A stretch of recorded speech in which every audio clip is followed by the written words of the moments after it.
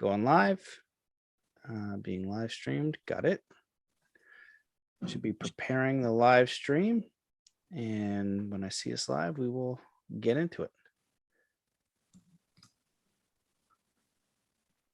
I feel like I should say recording live from my mom's basement. That's what it feels like. Okay, excellent. Perfect. We're live. So let me just X that out and I'll read the bio and we're off to the races. Let me see here. Here we go. Hello and welcome to the Mastermind, Body, and Spirit Show. I'm your host, Matt Belair. As you know, we are currently overcoming extreme censorship. So if you want to support this show, please share episodes far and wide. Leave a review. Go to mattbelair.com and become a member for free or by donation because I have deleted my Patreon. That would be helpful. But most importantly, consider doing 3 kind acts wherever you are in the world today. Today's guest is an intuitive advisor, an entrepreneur, a best-selling author, and an award-winning business growth consultant and speaker. He is exceptional at identifying what will bring an individual fulfillment, joy, and meaning by identifying their true unique life purpose and then structuring their business in a way that honors their purpose. Welcome to the show, Paul Davis. Matthew, hi. Great to be here. It's great to have you. I appreciate your patience. It was my bathroom's getting redone, so I'm like in a corner little basement, setting over the mini studio. But it's great to have you here, and I'm excited to do this show because you've been doing this work for a long time. And one of the things that I've talked about is I feel like we can really change this world quickly if people connect to who they are and their life purpose and who they came here to be, and they stop aiming solely on just how to accumulate money and who they really are, because it's always cooperative to the environment. And you have a great set of skills and knowledge and work experience on that specific idea. So I'm excited to dive in, and I'd love for you to just start us off with a little bit about your background. How did you get into this work and everything you're doing today? Sure. Yeah, absolutely. Okay. Where do you want me to start?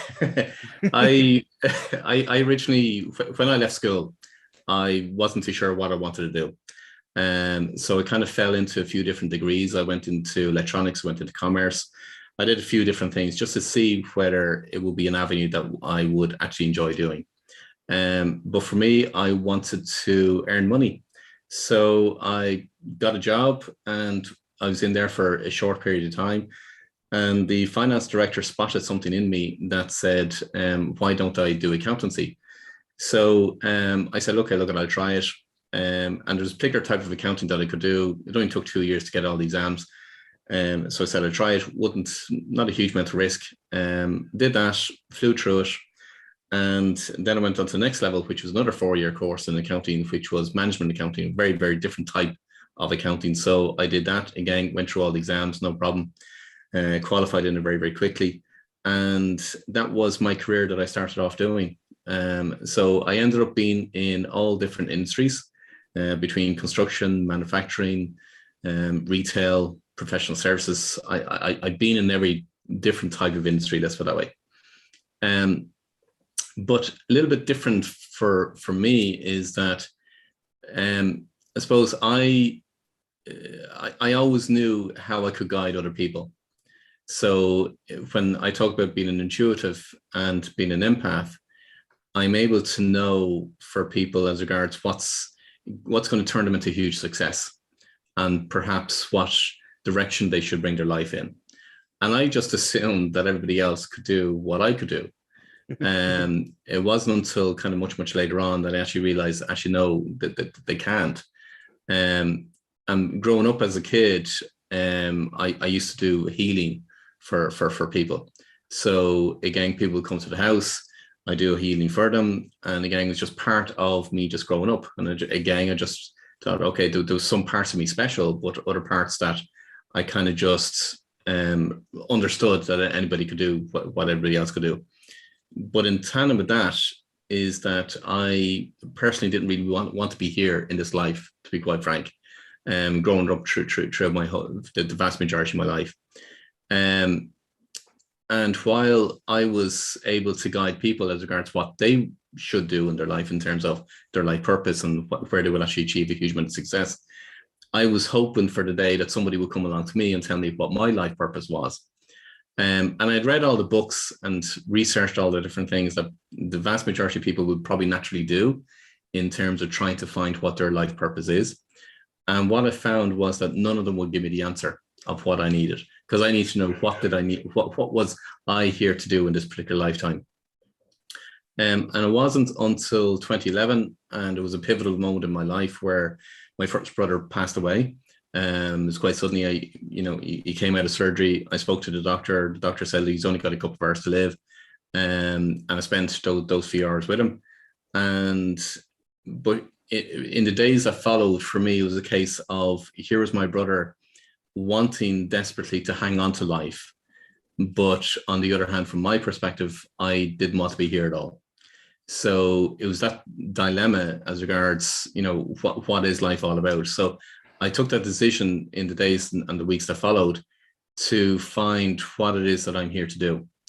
And in order to get the insights and the knowings for myself, I had to develop a methodology in order for me to find the answers for myself, because I wasn't able to get the answers from everybody else. So if you think, you probably would have come across, Matthew, in terms of the books from, Viktor Frankyl, for example, where he, Man's Search for Meaning. And in that book, he talks about, the meaning of something is what you give it meaning. So basically, you can give anything meaning in life. But that still doesn't answer the question in terms of, what am I here to do? And do I just attach a meaning to what it is that I do? And for me, that didn't answer the question. Other people talk about, you've got to find your why. And if you find your why, well, then that's your purpose. But from my perspective, it's not. Because your purpose, if you're trying to find out your why, you're consciously trying to think it, meaning you're using your conscious mind to try and find the answers. And anything to do with your purpose never comes from your conscious, it's always from the unconscious. So you got to look at the evidence in your life in order to actually find what your true life purpose is. So finding your why doesn't give the answer for people, because for two reasons. One is they're trying to figure out from a conscious perspective, but second of all, they're trying to work it out based on something that they're currently doing. And a lot of the clients that I've been working with over the past 20 years is they're doing a business or they're in a career that may not necessarily be what their true purpose is. So they're trying to find a why to what it is they're currently doing, which is the wrong thing to do the wrong thing that they're actually doing in the first place. So that for me didn't answer the question. And other people say, well, find your passions and find what you're passionate about, and then turn your passion into what it is your purpose is. And again, there's a lot of things that I'm passionate about, but they're nothing whatsoever got to do with my purpose. So I go from the premise of, passion follows purpose. So when you're on your purpose and it's your true purpose, well, then that's when your passion increases exponentially. So that's where you get your joy. That's where you get your passion. That's where you get your fulfillment from. You can get passion from other things, but it's a very, very different passion. It's more in line with a fulfillment passion and really, really enjoying what it is that you're doing. And unfortunately, the vast majority of people are either running a business or they're in a career to pay the bills, or they're literally just surviving through life as opposed to really living life. And when you're on your purpose, that's a very different scenario.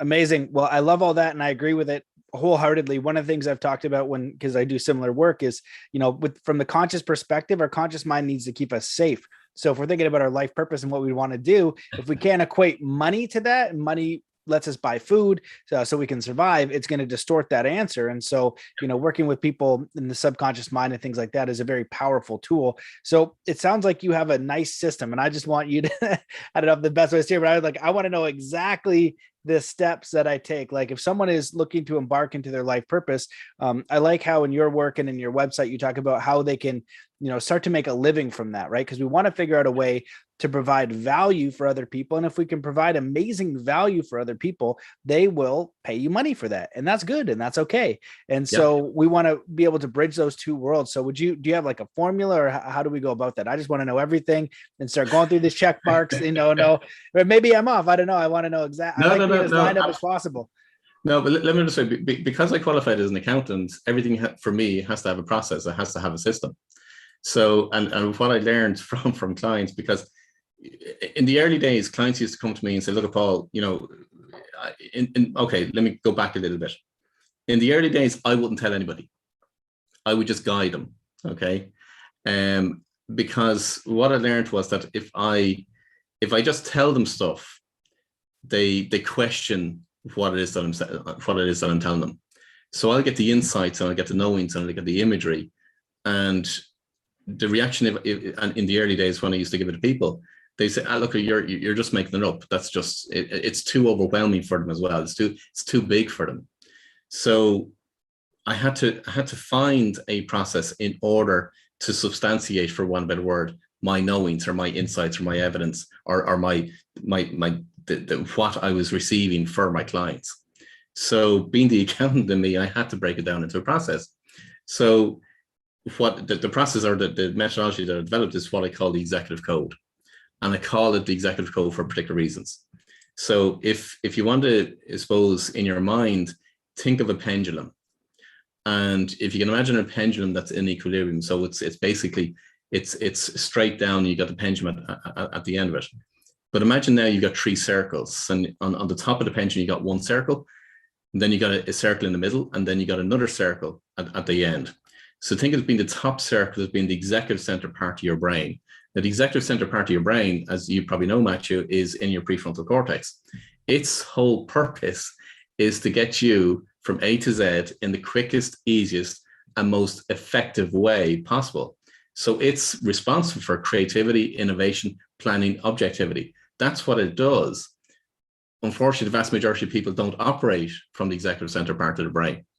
So when your executive center is online, it's more connected with your unconscious than your other part of the mind, if you understand from that perspective. So when the pendulum is in equilibrium, now you're in connection, much more stronger connection with your unconscious. And then the third circle is what I call the superconscious. People refer to the superconscious as being the universe, God, higher power, higher knowing. It's all of those universal terms. But the best term that I use that would reference to it would be the superconscious. So when your pendulum is in equilibrium, now you've got, think of it from the point of view of, you've got more of a direct channel through each one of those between your executive center, your unconscious, and the superconscious. Now, everything that shows up in life is kicking that pendulum out. So when somebody's attached to something, that pendulum is out of equilibrium. When they get triggered by somebody or something and it causes an emotional response, it's throwing that pendulum out. So if you can imagine the pendulum, it's now out of equilibrium. The whole point of part of us living is to get to a point of love. It's to get to that pendulum being in equilibrium, seeing both sides. So, and you can take it from a macro level and you can take it from a micro level. A macro level, look at it from the perspective of, if you look at countries or politics or anything that happens from a geographical macro level, you can see that pendulum swing from one side to the next side, and it will keep going left and right until such times eventually we hopefully perhaps might come into, from a macro level, into equilibrium. I don't see it definitely in my lifetime, but it's there anyway. On a micro level, when it comes to an individual, you will see an individual going and the pendulum swinging left and right. But if you take the universal law of rhythm, again, is working with the pendulum.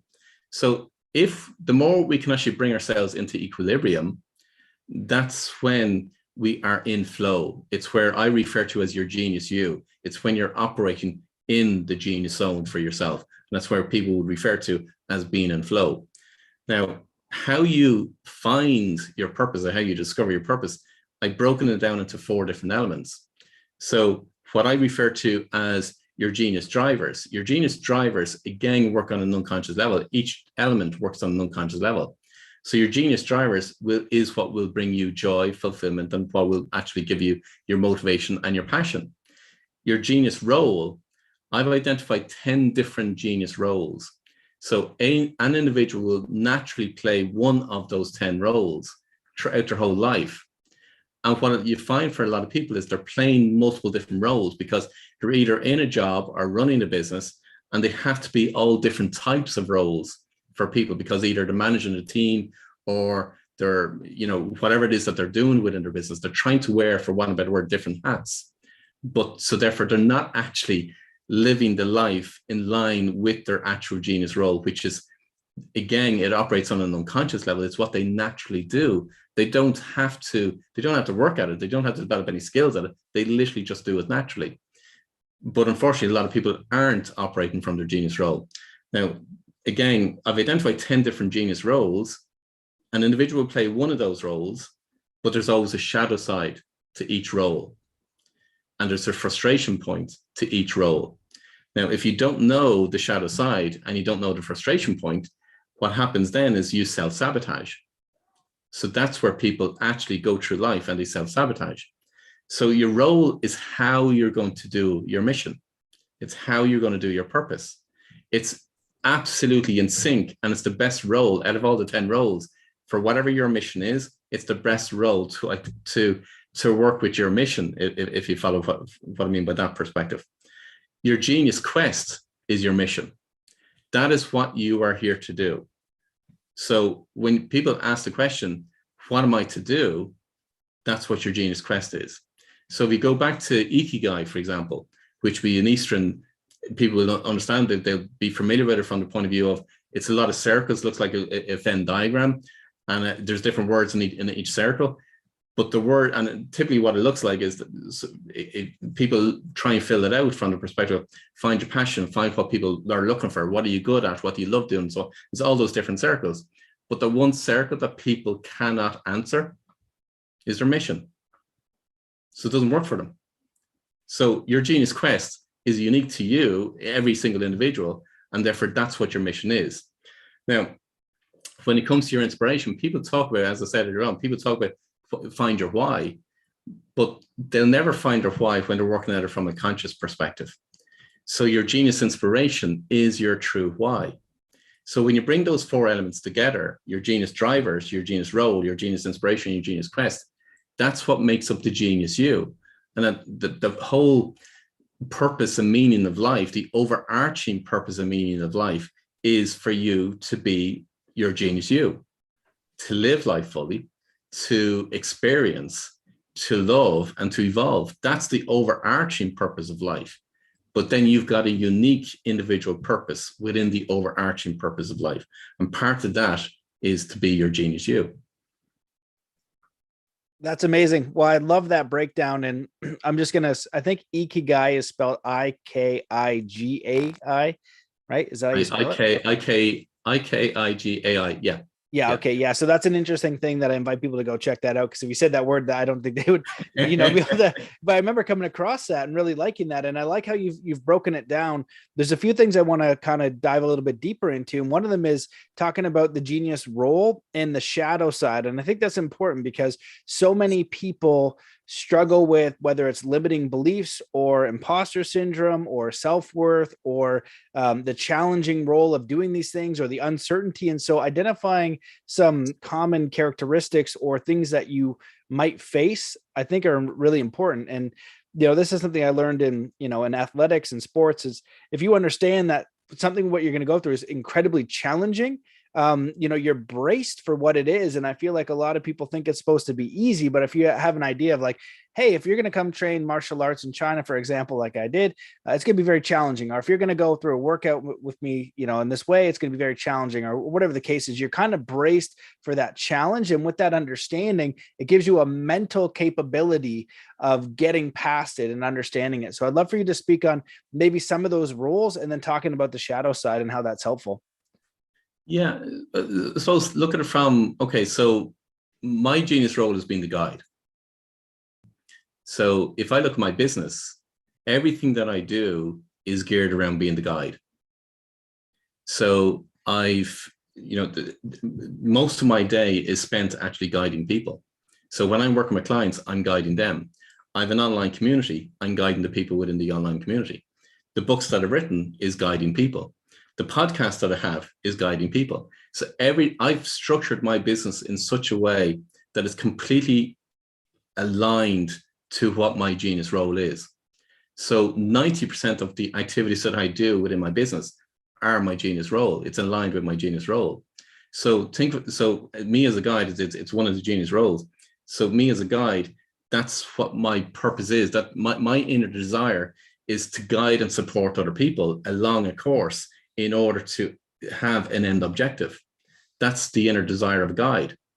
Now, however, the shadow side is the fear and the guilt of not being good enough. Now, what that drives for me to do is actually to learn more and more and more, and to continuously perfect what it is that I'm doing. So even though I have a methodology and it's developed and I've been brought hundreds of people through it, I'm still perfecting that methodology. Because again, that self-sabotage that can happen if I'm not aware of it, I can put all my efforts into constantly trying to perfect it. And I will still develop it, I still will work on it.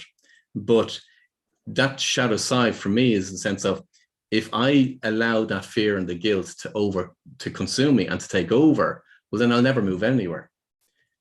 Because it's the fear and guilt of not being good enough. The frustration point for me is around, if somebody doesn't take my advice, for example, well, then that's where I will, again, if I'm not aware of it, I'll start to get irritated. So for example, if there's guides listening to this podcast, what a good way for them to recognize being a guide and frustration point for them is looking at it from the perspective of, if they've given advice to somebody and they haven't taken the advice, they will either try and dismantle that relationship, or they will, in some respects, they kind of say, look, forget about them. I've given the advice, they haven't listened to it, they haven't taken the advice, so therefore, in my mind, they're no longer a friend of mine. That's the part of the self-sabotage that can happen to the guide. So if you can imagine an individual going through a business, or, whether it be clients or friends or relations or a team within a company, if they're not aware of that frustration point and that shadow side, well, then now it will culminate into them sabotaging themselves. Amazing. I love that. And so can you maybe go through another example? I like how you've broken it down to the genius drivers, the genius role, the genius quest, the genius inspiration. So maybe you can dive a little bit deeper on each one, and then give an example of either someone you work with or even yourself, so people could have an idea if they're going to go through this process, how they can do it. And I can see on your website, there's some resources, and you've written 3 books that look all fantastic. Evolve, Look Within Yourself for Business Success, More, How You Can Get More Clients, More Fees, and More Time, and Better. And I'm just reading these off just because it's there, but I like the idea of it, because better business, better life, better world. And all of these things are, it's interesting because you're an accountant by trade, and, most accountants don't think about purpose. They think about numbers and, and I had, like, for example, I have one buddy that I hadn't seen in years, and we're all out, and some of my friends kind of know what I do, and some of them, they don't really listen to the podcast or get it. So you're like, okay, like, what are some goals for next year? What do people want to do?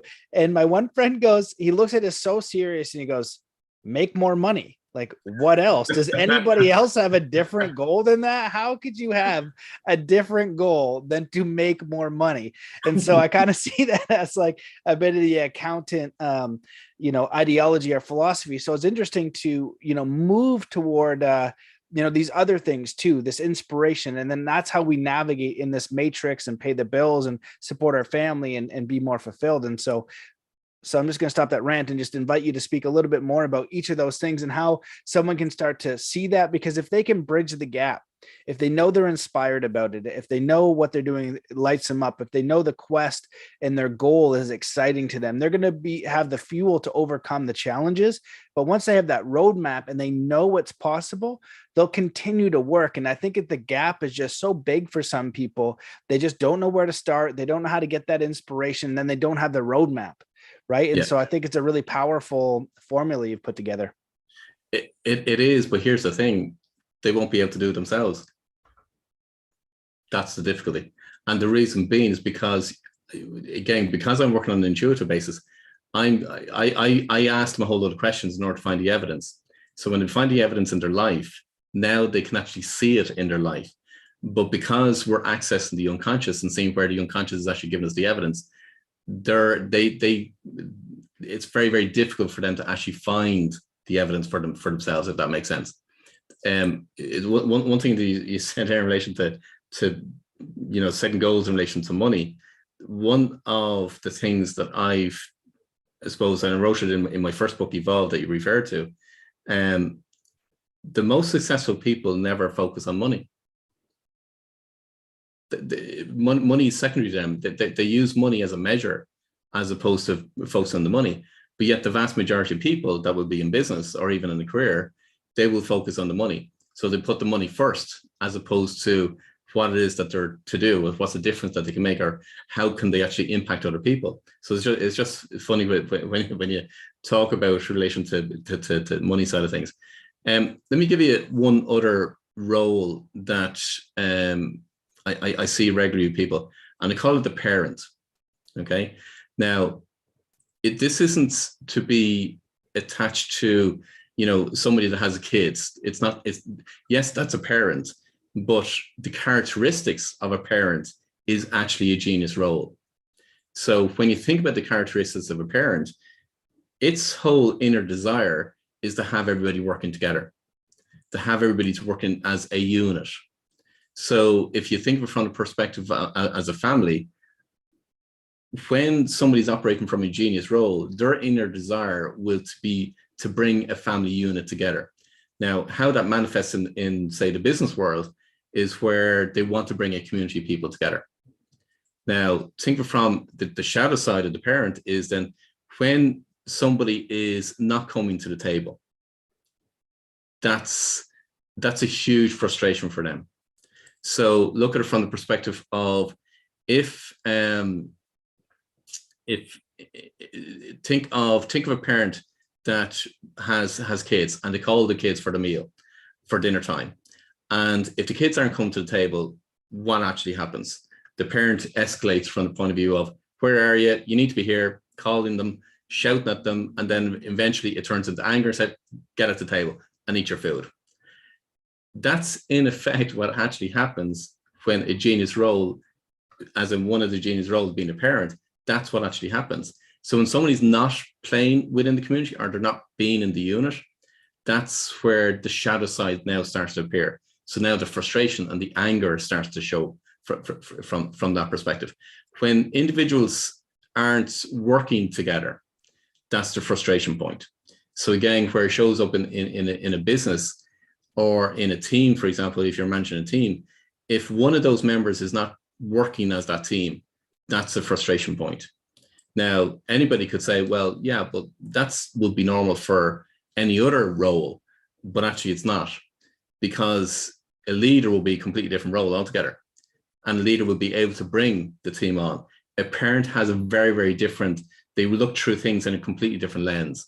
So so if you take even though those two roles as being one being the guide and one being the parent, they're two completely different roles.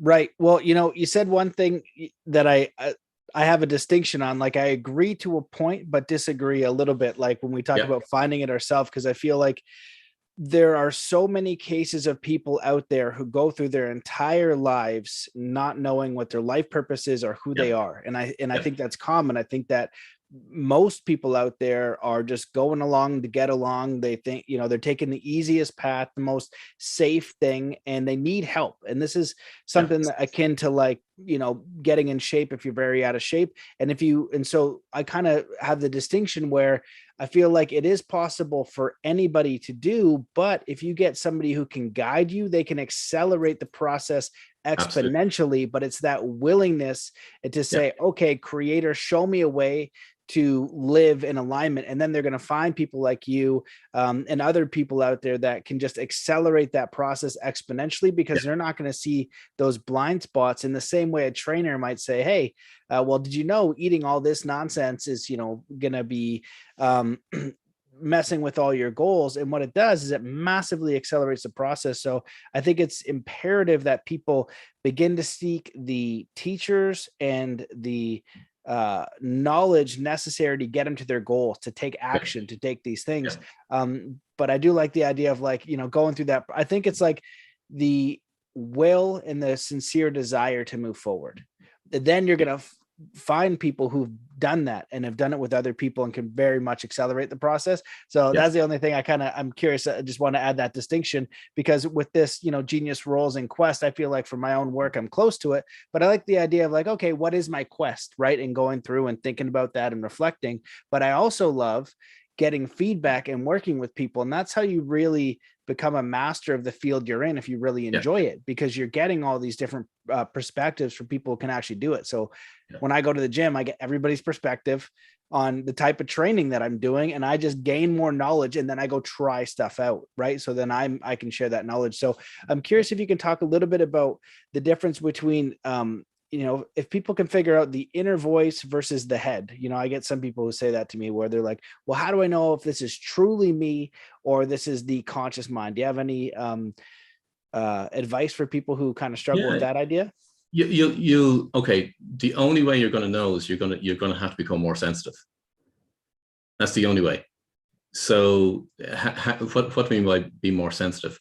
So a lot of the work that I do when I'm working with clients on an ongoing basis is I'm helping them to develop that connection with their unconscious.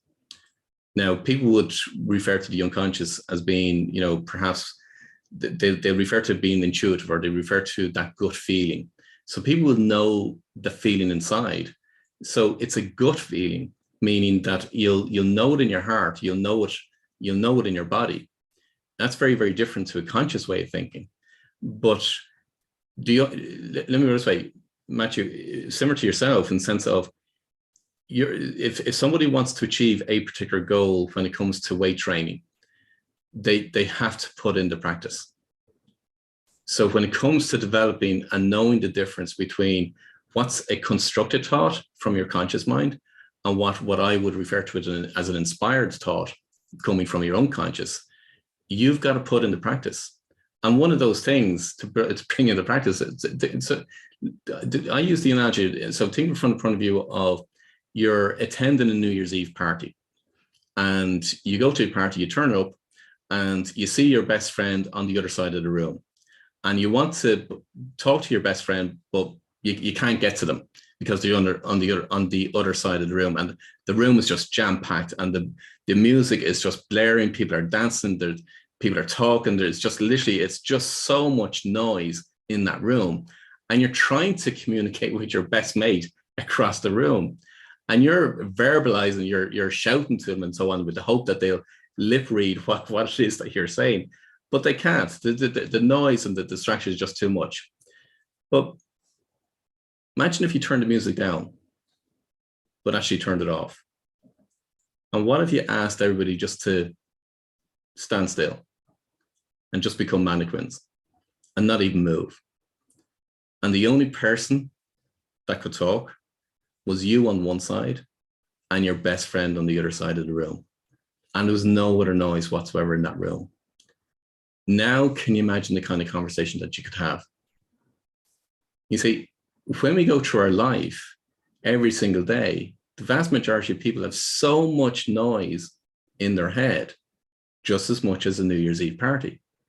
And until such times you actually quieten that noise down, that's only when you can actually get to hear or to listen to or to tune into your unconscious. And that takes practice. And one of the things that helps people to get practice is meditation. The vast majority of people, I'm not going to say 100% of the people, but over 99% of the people that I work with will develop a meditation practice when I'm working with them on an ongoing basis, because they know the difference it actually makes for them. And they'll maintain. And I constantly hear feedback from clients saying, after they've been doing it for a while and they see the benefits and they experience those inspired thoughts coming from their unconscious, they say they never will ever give it up meditation. So it's part of their, for one better words, part of their daily routine, just as much as they'll never give up brushing their teeth, they will never give up doing meditation. So meditation is one of those things that will actually help to quieten the mind in order to get the insights from your unconscious. Amazing. I love that. Yeah, it's simple. And I feel like with a lot of this stuff, it takes a little bit of practice. There are certain things that we need to do so we can have this experience. And most people they get stuck in the perpetual thinking. I think I've seen some studies that say 70 to 90,000 thoughts are repetitive, that we have 70 to 90,000 thoughts a day, and most of them are repetitive. And I would love to see this technology, maybe not because I don't want a technology in my brain, but it would be interesting to see all of that written out like a teleprompter of what you're habitually thinking.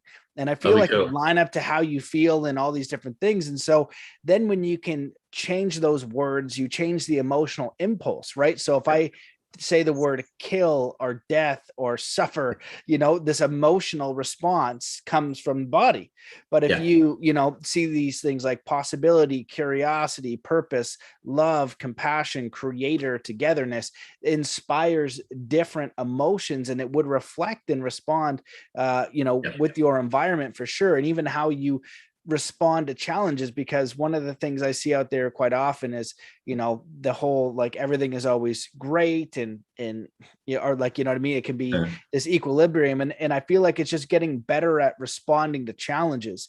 And the people that I think do great things, and, because I just relate to martial arts and this kind of combat thing, they're constantly putting themselves in uncomfortable situations to become more comfortable so they can be capable of more.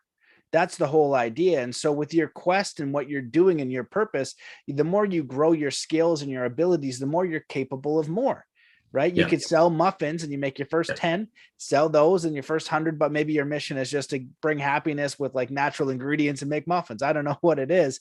There's one person, there was a guest on my show, and it said this, they know someone who quit their job and they started doing sculptures out of butter, and they're massively successful. It's like somewhere in Florida or something. I was like, I don't know, that wouldn't make sense because it would melt, but somewhere. And I was like, that's the most ludicrous thing I have ever heard. And another example, actually, I was in my hometown, and there's a place called Albert's Donuts, and this guy he's from, like, I don't know, somewhere that was suppressed before, like a communist country. And and I was telling my friends about it, and then one of my buddies goes, can you just imagine him in that country saying, I'm going to go to Canada, start a donut shop? Like, how absurd his friends would think that he is. So I feel like when we understand that when we're pursuing these goals, there's going to be times of challenge, and that's okay. That's not a bad thing. We just become more resilient.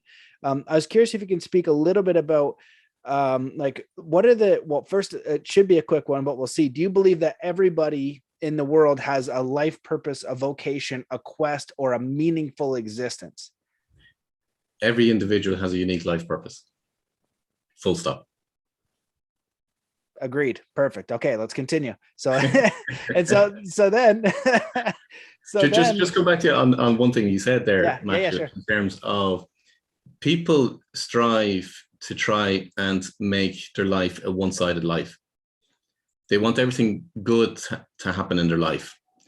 So where you were saying there in terms of, people will challenge themselves and will try and get over challenges in order to deal with more and more bigger challenges.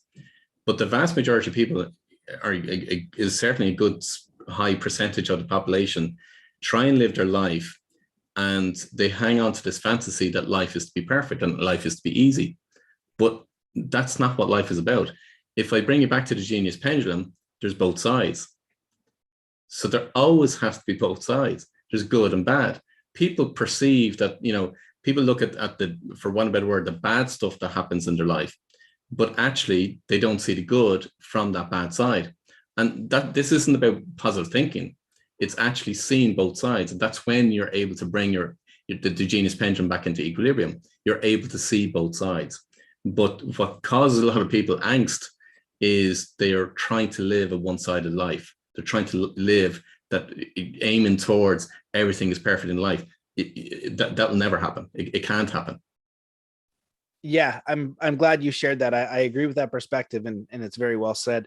So the question that I wanted to ask was, like, what are the characteristics, or how do we know if we're living our life purpose? I feel like people really know if they're not, right? So you're unhappy, you're stressed out, everything is terrible, hate your job. So we know that, and just know that it is possible for you to move in a direction where you are more inspired. You can do that. And I just say it's like a little bit at a time. That's all you need to do. You're not going to figure it out tomorrow. It's not a weekend seminar and it's all hunky dory. Even if you had the inspiration from God, the creator himself said, this is your life purpose. It's super clear. You know exactly what you got to do. You're going to, I don't know, write a book that's going to inspire people to do this. And you're going to love all that kind of stuff and just keep it health related. Even if that were the thing, you'd have to show up to work each day and figure out how to first write that book and develop all these things. It's a never ending process. It's a beautiful direction that you choose to engage with. So I just want to share that first and then ask your perspective on just what are the characteristics of a person who knows that they're in it and they're living their life past and they're on their quest and they just feel fully aligned. When I'm gonna answer this way. When they're actually on their purpose and living their purpose, not on the journey to getting to live their purpose, two different things altogether.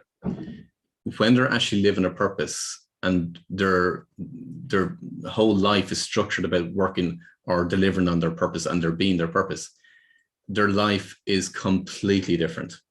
Because now it's a case of they are jumping out of bed. They cannot wait to get out of bed in the morning in order to get to their purpose. They are driven to actually achieve what their purpose is, because now they've actually reconnected with what they're here to do, to remember what they're here to do, but ultimately now they see the impact of what that purpose is to do, and that's what drives them. So money as a motivator is short-term, it's transient, because as soon as you get to the point of earning enough money, well, then now the motivation is gone. As in, the motivation is gone because of the fear is gone, because now you have enough money to pay the bills or to pay the mortgage or whatever it might be. So when you get somebody working on their purpose, they literally, okay, let me just talk from my perspective. You absolutely love what you do. Now, the journey to get to that point, it depends on how quick you want to get there. And what I mean by that is so therefore there's things that I don't enjoy doing, and therefore I will either delegate it, outsource it, get rid of it or whatever. And they're the things I don't enjoy doing because they're not aligned to what my purpose is. So when we started off this conversation, Matthew, and I said, you know, my day, the vast majority of my day is guiding people, which is aligned with my purpose, because I'm guiding people on their purpose and making sure that they stay on the right track. So that's the vast majority of my day. If I was doing other activities, like, for example, marketing, I don't enjoy doing marketing. But if I had a day of marketing, that would be a horrible day for me, because I don't enjoy doing it. Now, is it aligned to my purpose? Is it part of my purpose? It's a journey to get to my purpose, if you understand what I mean, as in the impact that I want to make and the difference I want to make and the number of people that I want to reach. But it's not what I enjoy doing. So some people, it depends on how quickly they can get to actually filling their day, literally just doing their purpose. That's a really great answer. I agree with that, because I've, done this process with the podcast and all these different things in my life. And there's certain things I very much enjoy doing. And the other things are a means to an end to increase that goal. Right. So podcasting, I love having the conversations, but all the background work, I do not like doing. So I'm very excited about the day where I have, an assistant and they take care of all that stuff and schedule really great guests and have these beautiful conversations, with the hope that it helps people out there. It inspires them, that they know that they are unique, that they are special, that they were, I've been getting a lot more into the Christian Bible recently, which is interesting because I grew up a Christian and kind of stayed away with it. But I'm a spiritual podcast host. But, recently one of the quotes in there has been great. It's just like God or the creator breathed life into man. We have a soul. So if that is true, or we like that idea or that perspective, that means that there was a creator that gave you life.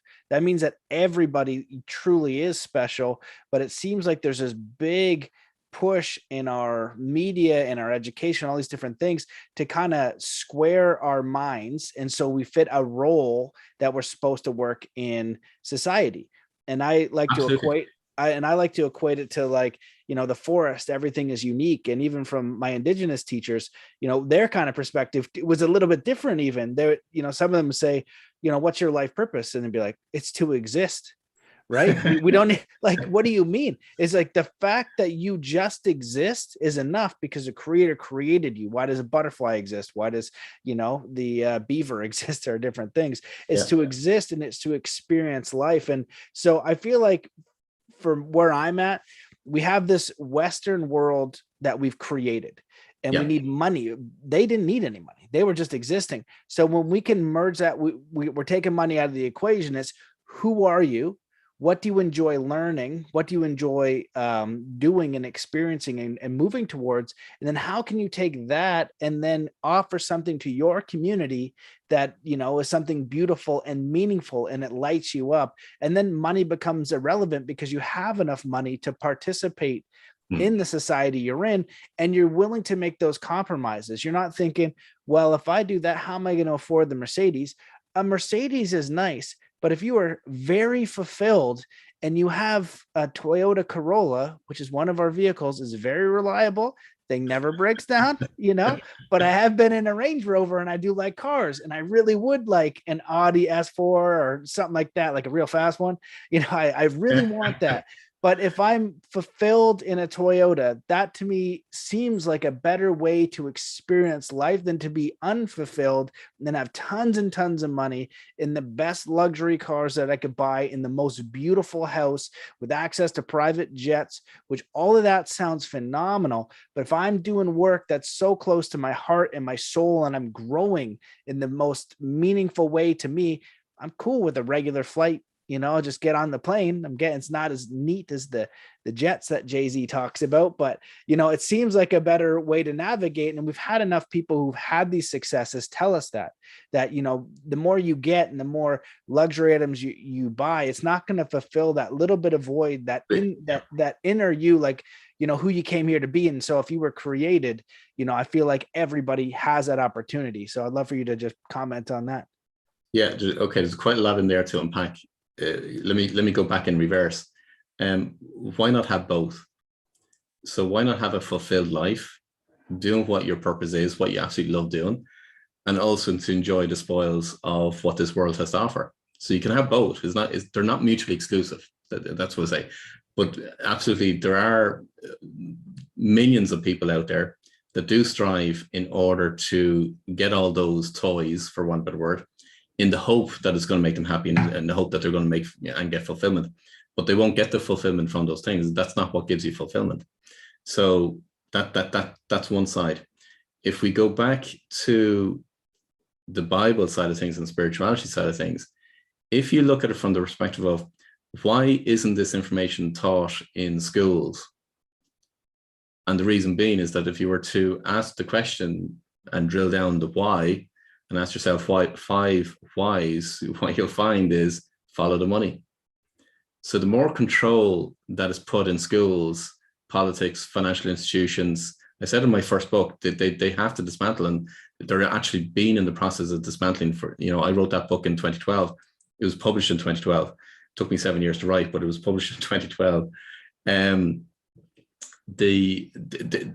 Those institutions, for want of a better word, where control is inherent in it, will be dismantled, and we're seeing that over the years that have been, and there's still more to come. But the reason why we aren't taught this information in schools is because we will be hugely powerful, and I mean that from the point of view of, if every single individual knew who they truly are. I mean, really know who they truly are. I'm not talking about their career or their identity or male or female or what business they're in. I'm not talking about any of that. It goes much, much deeper into that. And it's a fundamental question where you got to start off on is, who am I? And when you break all of that down, you realize who you truly are. Now, where's the need for anything else? Because all that's created in terms of fear, for example, is to cause you to buy more stuff or to invest in different things. It's a control mechanism. Now, don't get me wrong, fear is important, because fear is it's feedback for when you're out of equilibrium. So you've got to have fear in your life because it's feedback. But where people get consumed in the actual fear, that's to the detriment. That's they're interpreting fear in a not conducive way to living, let's put it that way. Now, if you absolutely know who you truly are, well, then you'll get to the point of a connection with something much greater. And now bring it back into the circle from the point of view of fear. When you are connected and you truly believe in your connection and that you're absolutely going to be looked after, well, now you have no fear. And that's part of the message that the Bible is trying to communicate. Wow, that's beautiful. When I hosted the Law Summit, what I didn't expect is it to be very spiritual, and 100% of the guests said you have to know who you are. Everyone's like, you got to know who you are. And, you know, it's interesting. We all have to come to our own conclusions on who that is, because only you are who you are.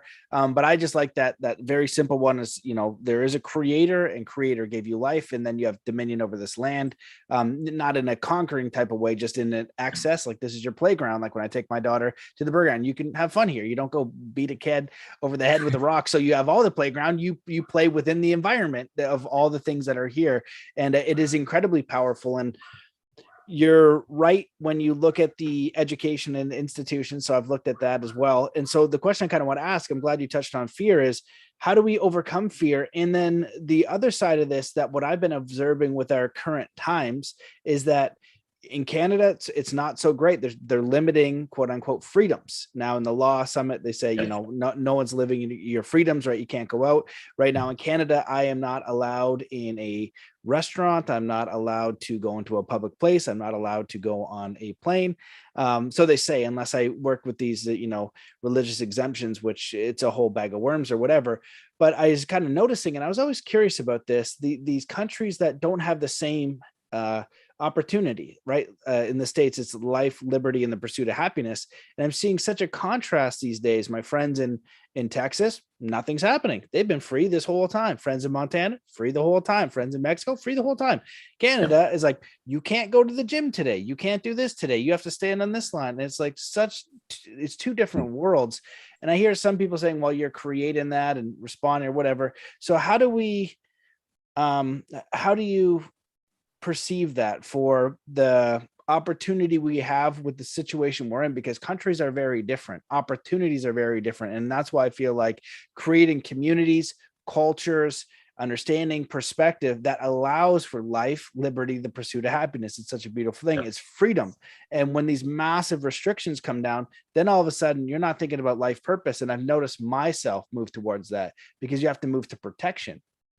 Right. And this has happened in the past.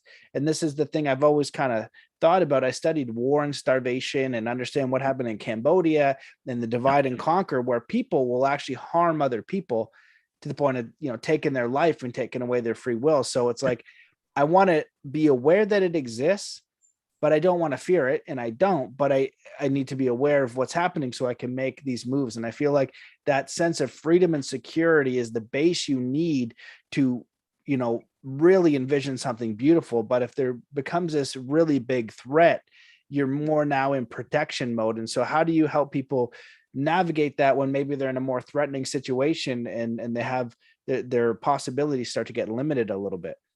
Yeah, there's a few different things there, Matthew.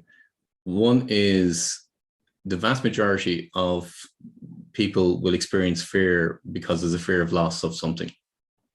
So whether it's a fear of loss of reputation or ego or positioning or their house or finances or whatever, it's the fear of loss of something.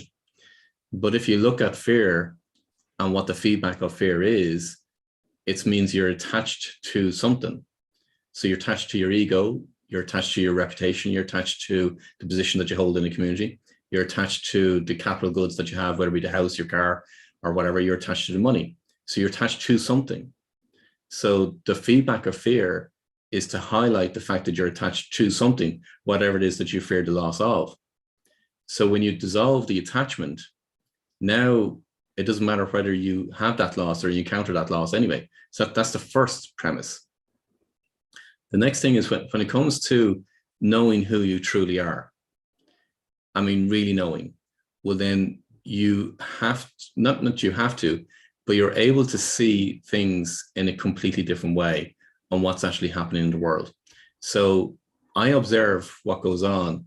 I don't engage in it for a lot of reasons, but I observe it because I'm interested in actually seeing how that pendulum is operating from a macro level. So when I look at, for example, the conversations that take place on LinkedIn, Twitter, or whatever it might be, what I'm observing is the divisiveness between two groups of people. And there's always the minority that will be picked upon. So whether it be race or whether it be religion or whether it be color or whatever, right now at the moment, the minority is the vaccinations or the people that are unvaxxed versus the people that are vaxxed. In Ireland here, we've something like a 92% vaccination rate. So you can imagine the kind of conversations that are taking place in Ireland here when it comes to people that are 92% vaccinated in the population compared to the 7 or 8% that are unvaxxed. So the minority will always be picked on, and that's just human nature. So, but when you know who you truly are and you look back, or you're able to stand out and therefore not be attached to the outcomes, you stay fast to what your purpose is. If you go back to Maslow's hierarchy of needs, the basic needs will always kick in for every individual based on their attachment. So what I mean by that is that because they aren't connected with who they truly are, when something is stripped away or their controls are stripped away, meaning their freedom is stripped away, they're moving to a lower base in that hierarchy of needs. So they're now looking at food and shelter. So you go to any country, you'll see this manifest everywhere. So when you're down to a basic level, if you don't know who you truly are, that's what now your narrow focus is now becoming. But when you know who you truly are, is it that you don't seek those out? You will still seek them out, but you'll have a very, very different understanding and a way of living. So you're not attached to what shows up. So now you know that there's a much, much bigger divine plan, which is absolutely being rolled out right now at the moment. And I'm seeing it. So if I look at people over the last 2 years from a pandemic perspective, in Ireland, it hit here in March. Now, given a lot of the work that I do is helping people to grow and scale their businesses around their purpose, I knew what the impact would be from a business perspective. But so in the days that followed, so, we were controlled here in Ireland. Everything was shut down. You couldn't do anything. You had to literally just stay at home, basically, is the limitation that we had. But I woke up one morning with an inspired thought and said, Paul, you've got to do webinars. And my response back to that inspired thought was, I'm not doing webinars. I don't enjoy doing webinars. I don't know how to do webinars. I don't like doing webinars. So I'm not going to do them. But the inspired thought persisted, meaning the unconscious. So by the end of that day, to cut a long story short, by the end of that day, I had communicated to my whole database that I was running a webinar the following morning. And the whole purpose of the webinar was to help business owners that were now faced in this fear mode of what did they do with their business. So following that, what it had intended to be in one webinar turned out to be 7 webinars. Those 7 webinars then turned into to be the start of a podcast. That podcast has now been going close to 2 years, year and a half or 2 years, whatever it is now at this stage. And it's a weekly podcast. So that's how things work out when you're working with your own conscious and you're staying fast to your purpose. But the vast of other people are not working to their purpose. Now, to come back to it, when I observe from a helicopter view of the world, what I noticed over the past 2 years was the vast majority of people were actually looking for purpose. They were seeking out, there has to be more to this life. Hence the reason why you've now got the big resignation, or what's being referred to as, I think, the big resignation in the US, where literally people are not going back into their work because they're kind of saying, no, I want more. So they are actually seeking a purpose. If you go back, there's a book, most people will know Napoleon Hill for his first book, which was Think and Grow Rich. The vast majority of people will know that for anybody that's into, say, personal development or spirituality and so on. But the vast majority of people aren't aware that he wrote his second book. And it was published post his death, post his after he passed away. And the title of the book was Outwitting the Devil. That was the title of the book. But in Outwitting the Devil, which was basically a conversation that he was having with the devil, that's how it was written. 92% of the people are not on a purpose. Sorry, I corrected that percentage. In the book, it says 98% of the population are not on purpose. Only 2% of the population are on purpose. And how the devil gets to work with the people is at that 98% of the population. And one of the ways is through fear. The past 2 years has, if you look at it in how the universe is working, and when I was running that webinar series, I said, here's what you need to do for the next while. Not necessarily about business, but also around you as an individual and your purpose, and stay fast to your purpose. That's what you're to do. And I've communicated to my clients, my community, as regards what part of what's actually happening in the pandemic and what my own sense of the future is over the next short while, which is going to be a lot of turmoil, but it's my own sense. I've no facts behind it. I've no learnings from anybody else. It's just my own sense of what's actually happening. And if you look at it, people are being called forward to step into who they truly are. And if they don't, well, then there'll be a holy war. And it's not going to be a holy war from the perspective of like what the World War I or the World War II. No, it's a very, very different war. Very, very different. And we're seeing it play out right now at the moment in terms of that divisiveness between the different factions that are taking place, between whether you're vaxxed or unvaxxed, whether you should take the vaccine or not take the vaccine, and what all of that entails. So, and if you look at all the control measures and the messaging from a lot of different areas is trying to instill fear and trying to instill control. Wow. Well, I love that perspective, and I think it's incredibly powerful. And I talk about this as well, how all of this challenge is a catalyst and an offer. And so many people have gotten this offer, but they refuse to accept it. And it's very similar in the way in the life purpose, where you can equate it to health, where people will run a pattern of unhealthy living and disconnected and, no exercise and all these different things. And all of a sudden they get very ill. And then that is the catalyst for them to respond and change. And so I feel like we're all getting this with our vocation and what we do. And this is one of the biggest problems in the world, because it's this money material world. And the Bible says you can't worship two masters. You can't worship mammon and God, or the creator, or life. Right. And so that's your own life included. Right. Were you born here to get up, to go to an office? And I remember being, and if you love it, great. But I was just thinking like, well, I got to provide. But I always thought like 40 hours a week, 2 weeks off a year, that doesn't make any sense. There has to be another way. Right. And then everybody went to university and they didn't know what they wanted to do. If they knew what they wanted to do and they were passionate about it, that'd be one thing, but they didn't know. And I was just like, what? I was like, why not live a little? Why don't you like ask yourself important questions? What did you come here to do? Right. You came here to just pay for university and buy shit and then buy some more shit. Like, it doesn't make any sense. Right. So it just never made any sense. And I feel like this is the offer. This is the great catalyst. And for us to heed the call within ourselves or not. And it's kind of a bummer to see so many not take it, but maybe it's just a few that really can, right? If 98% are controlled, like it talks about Satan being the deceiver and all these different things, right? And fear being the mind killer and all this kind of stuff. It's this big plunge. I had one person reach out and say, well, if I don't take it, then I get fired. And I'm like, well, don't you think that the creator or yourself would find a solution? Can you let go of this guaranteed? It's like, Matt, it's like, where's your line? Well, if you do this, your job is normal, but now you're going to start harming people. And now you're just basically going to do this awful thing, but you still keep getting your paycheck.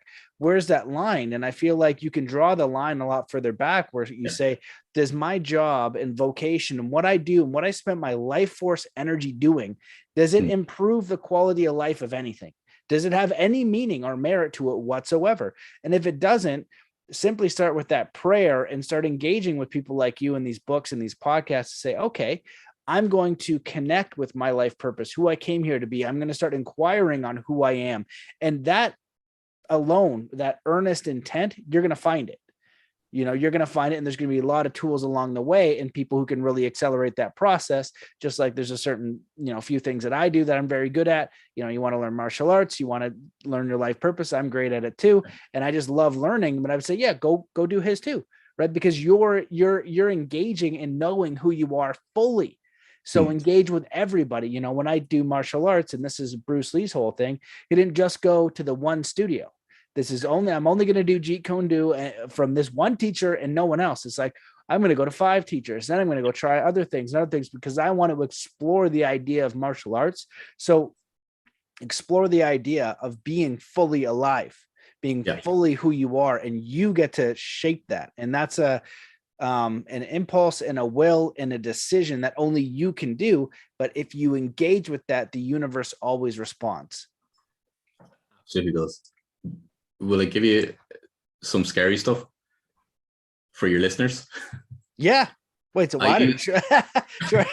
I was like, wait, scary stuff? Sure. Why not? If they think this is scary, there's more to come. So let me put it that way. What I'm going to say to you is, so I use the analogy of the feathered brick in the truck. So let me explain that. The feathered brick in the truck? The feather, the brick, and the truck. Okay, got it. So let me explain it. So when people aren't living their purpose, their unconscious is constantly trying to give them information and feedback to them in order to put them on their track and put them on the right purpose. And it will come by way of, they could be having a conversation with somebody and something resonates internally within them. It's that gut feeling, it's that intuition saying, oh, maybe I should do that. So they could be reading a book, they could be watching a movie, they could be having a conversation with anybody. It's very similar to the same soft touch as a touch of a feather. And that's how the unconscious is communicating. If the person doesn't take heed and change what they're doing and get on the right track, well, then the brick comes along. Now you can imagine, Matthew, when you get smacked across the head with a brick, it's a very different feeling than they get smacked across the head by a bunch of feathers. Okay, so when a client comes to me, I know I'm the brick. I absolutely know I'm the brick. People find me in all different ways, and one common thing that I hear from clients is, I don't know how I found you, but here I am, and you're after telling me what my purpose is. I'm the brick. I speak about this in my first book. So the brick is a little bit more subtle. If it smacks you across the head, you'll know about it.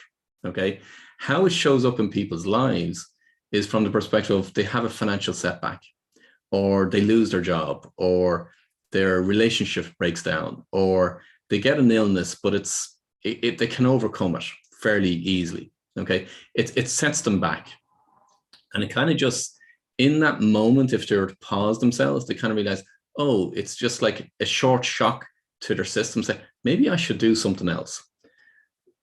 But what the vast majority of people do is they go back to what they've always done. So now they haven't listened to the brick. The truck comes along. And believe me, nobody wants the truck, because the truck shows up in the form of financial ruin, bankruptcy, business collapse, divorce, separation, an illness that's life-altering, not necessarily that they can get over, but it's life-altering. Can they survive it? They can, if they so choose to, but it does alter their life. So the vast majority of people, unfortunately, do wait for the truck to come along. And if you look over the last couple of years, from my perspective, the work that I do, I've observed so many people being called forward to their purpose, but they won't step into their purpose, or they don't seek out, like either yourself or myself, or to try and find out what is their life purpose is to do. And then when they do find out their life purpose, they take the choices. Actually, you know what? No, I don't know. That's too fearful. That's too scary. And then eventually the truck will come along. And I've seen the truck come along so many times for people that it is just heart-wrenching to see. And it doesn't have to come along. So if people don't listen to the truck or to the bricks, which is take the take the pandemic as being a brick right now at the moment. It's a very subtle brick, but take it as a brick. And if you don't listen to the brick, the truck's on its way. The engines are starting to roar. Wow. Well, that's an incredibly powerful analogy. I love it. And I 100% agree with what you're saying. I've seen it many, many times too. And I've had people on the podcast where they share they got hit by the truck several times. And it's still not listening. Yeah, right. You can build yourself up and then you get smoked by the truck again. It's like, you gotta, there is a message. And I've kind of equated it to this analogy where you've got your life purpose. And let's say you're like a rubber band. And you've got you and the creation, or who you really are, who you came here to be, what you were made for. And you can bend it so far, but it will snap back or break. It'll snap you right back to zero. Right. Yeah. And so, it's like, I don't know, a beaver could pretend to be an eagle so much, right? And he's going around and he's trying to fly and he keeps messing around. Then one day he's like, you know what? I'm going to try to fly off this like 100-foot cliff and just get smoked. Like, oh, what are you doing? It's like, you are so far from what you are made to do. Right. And the beautiful thing is when that beaver starts to do the things he likes to do, starts swimming around, starts chomping on some trees, is like, oh, this is great. And the whole forest, is supported and helped by this thing being uniquely what it is. And I think that everybody has that. And that's that distinction, and I feel like I know for sure there is a massive agenda on making you think that, you're not special, that you conform, that you're like everybody else, that you just do this general thing. And it's really you knowing who you are under the creator, knowing that you're special in that, not in an egotistical type of way, just you have a unique thing. And so what is that? And you're the only one who can find it. So, man, this has been beautiful. I've really enjoyed this entire conversation. Is there anything else? We kind of get a little bit into the deeper stuff at the end, because there's a lot of theories on what people think is happening, right? And I've seen some interesting things. And I'm actually going through the book of Enoch right now. And I've heard some people say this is the great awakening, the great opportunity. The Bible talks about the harvest, which is, a very interesting time separating the wheat from the chaff. Some people talk about a great reset, right? Because we know from these books that are written by certain individuals like Klaus Schwab and the Great Reset, and these controllers, when you understand international banking and education and universities and all these different things, you can see what they want to roll out and they make it sound good, but it probably isn't. Not when you look into it. Yeah. So I was like, well, that, okay, they make it sound good, but you have to be fast asleep to believe that, right? You can't question it. You have to just kind of be numbed, right, and complacent and go along. So since you kind of touched on it a bit, I'd love to hear your perspective on, where do you see us headed, in the coming years, and how do we navigate these times? All of those things that you mentioned, it will be quite similar to what my own sense is. And the only way I can describe it, again, it's not based on any kind of readings or listen to anybody else. It's literally just my own sense. And this sense has been building since the end of 2019. So it's going back to that, and I'm just seeing it come more to the fore as time rolls by. I'm just going to say it the way I see it. So the terminology could be wrong or whatever it so on. If you think of it from the perspective of good and bad, or good and evil, okay, my sense is that the troops are being rallied for both sides. So the troops that are needed for the evil side are being rallied right now at the moment, and they have been for quite a while. The troops that are needed in order to fight a war are being rallied right now at the moment, and is accelerating over the last while to be on the good side. So if you can imagine, remember going back into college days or into school days, the school back here, Matthew, in terms of you'd get your class and you go to the gym, and there'd be two people picked out from the class, one standing on each side of the gym, and you'd have to pick your team from the remainder of the pupils. So out of, there typically be 30 pupils in our class, two fellas, two captains, and the two captains would have to pick their own team in order to actually play against each other. So that's the way it worked in Ireland. That's happening right now at the moment on a global scale, on a universal scale, from the perspective of good and bad. So the troops are being rallied. People are being prepared to fight on both sides. And that fight will take place in multiple different ways. And what's going to be the winner? I don't know right now at the moment. I actually don't get a sense as regards who's going to win. I would hope, because we could believe all the hero movies that take place over the years, we would hope that the good comes forward and wins. I think it's 50-50 right now at the moment. And that's the scary part. So it's going to get an awful lot more worse over the next number of years. And the only way that's going to help people getting through that is knowing who they truly are. Because if they buy into the evil side, well, then I made a prediction, again, just because of my own background and my passion for this particular subject matter. But I've been banging this drum for quite a number of years. And the drum is the suicide rates are going to go through the roof over the next number of years. And that's scary. And you won't hear those statistics come out from the pandemic because they'll all be put down, or a number of them will be put down to COVID as opposed to suicide. And depends on the country that you're in and so on.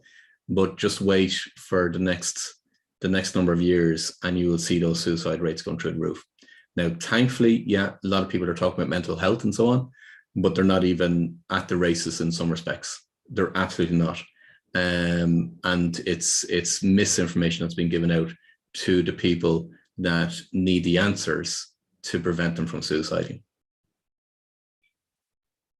Wow. Well, we're pretty close on how we perceive what is going on. I definitely think it's this kind of timeless ancient war between good and evil, and we get to choose a side, and we have free will, and we have to live in this mystery. And that's why I think it might be going on, is because we get the conscious choice.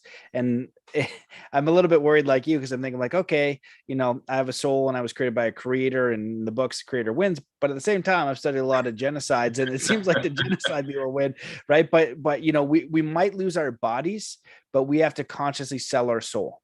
Yeah. That has to be a conscious choice where you make that choice. And that's something, maybe this whole life is just to, do the right thing as far as you can. And then on the other side, it'll be revealed what the heck this whole entire thing was, right? Yeah. Because we all are going to die.